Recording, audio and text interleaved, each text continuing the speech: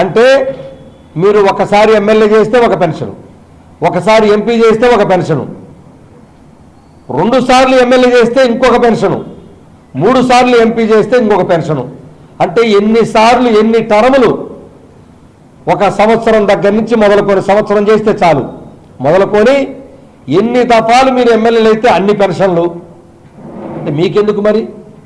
అప్పుడు రాష్ట్ర ప్రభుత్వం ప్రజలు అల్లాడిపోరా? ఈ భారతదేశంలో ఉన్నటువంటి ఆ పెన్షన్ విధానం రద్దు చేపిస్తారా? ఆ ఎంపీలకి ఎమ్మెల్యేలకి మొత్తం రద్దు చేసుకుంటారా? లేదు మీరు ఏమైనా డబ్బు లేకునేటువంటి వాళ్ళ, మాలాగా 40 సంవత్సరాలు ఏమైనా పూర్తిగా మా వయసు అయిపోయేంత వరకు సేవ చేసేటువంటి సేవ మీరేమన్నా? మీరు ప్రజాసేవ చేస్తున్నారు కదా, మరి మీరెందుకు పెన్షన్ తీసుకుంటున్నారు? అంటే ఈ ప్రజలకు తెలియాలి, వాళ్ళకొక న్యాయం, 40 సంవత్సరాలు ఉద్యోగాలు చేసేవాడికి ఒక న్యాయం. ఆయన సంవత్సర కాలం ఎమ్మెల్సీ కానీ ఎమ్మెల్యే కానీ ఎంపీ కానీ అయితే ఆయనకి పెన్షన్ ఇవ్వాలి.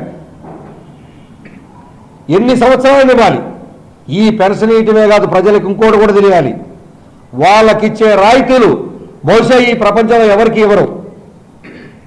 వాళ్ళు టెలిఫోన్ దగ్గర నుంచి వాళ్ళు విమానాల్లో ప్రయాణం చేసేంత వరకు అన్నిట్లో రాయితీలే. మరి మీకెందుకు రాయితీలు? అంటే మీకు రాయితీలు ఇవ్వాలి. ఇంకొక విచిత్రం, వీళ్ళ జీతాలు పెంచుకోవాలంటే, వీళ్ళ పెన్షన్లు పెంచుకోవాలంటే వాళ్ళే ఏర్పాటు చేసుకుంటారు, శాసనసభల్లో లేకపోతే పార్లమెంట్లో వాళ్ళే డిక్లేర్ చేసుకుంటారు వాళ్ళ జీతాలని.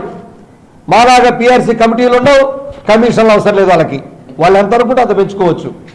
ఇంత అన్యాయమా? 40 సంవత్సరాలు, దాదాపుగా 62 సంవత్సరాల పాటు మా వయసు ఉడికిపోయేంత వరకు మీరిచ్చేటువంటి సేవల్ని ప్రజలకు నేరుగా చేర్చే ఉద్యోగులకు ఒక న్యాయం, ఎప్పుడో సంవత్సరమో 4 సంవత్సరాలు 3 సంవత్సరాలు మీరు పదవిలోకి వస్తే మీకు ఒక న్యాయం.